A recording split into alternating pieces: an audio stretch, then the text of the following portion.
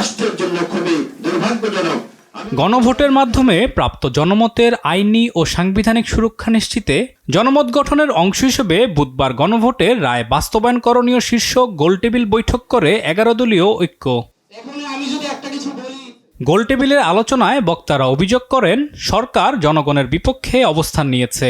এ সময় গণভোট নিয়ে জনগণের সঙ্গে প্রতারণা করা হচ্ছে বলেও অভিযোগ করেন তারা। বিএনপি এক ধরনের মধুর ছলনা করেছেন, কাইন্ড অফ আমাদেরকে বলেছেন আমরা এটা করব, সাইন করেছি এবং একটা পর্যায়ে গিয়ে তারা ওটা থেকে সরে ইউটার্ন যেটা উনি বলেন সেরকম হয়েছে।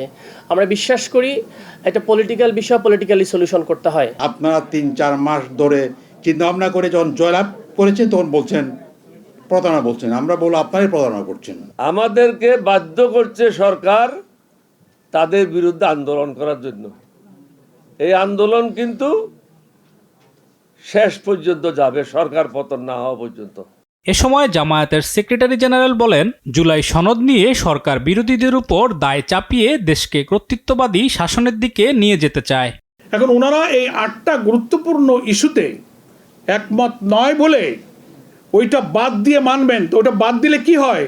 ওই কর্তৃত্ববাদী ফ্যাসিবাদী দুর্নীতিবাদ যে সরকারকে আমরা বিদায় করেছি, সংবিধানের গুরুত্বপূর্ণ 10টা সাংবিধানিক বিষয়ে ওনারা আপত্তি করেছেন।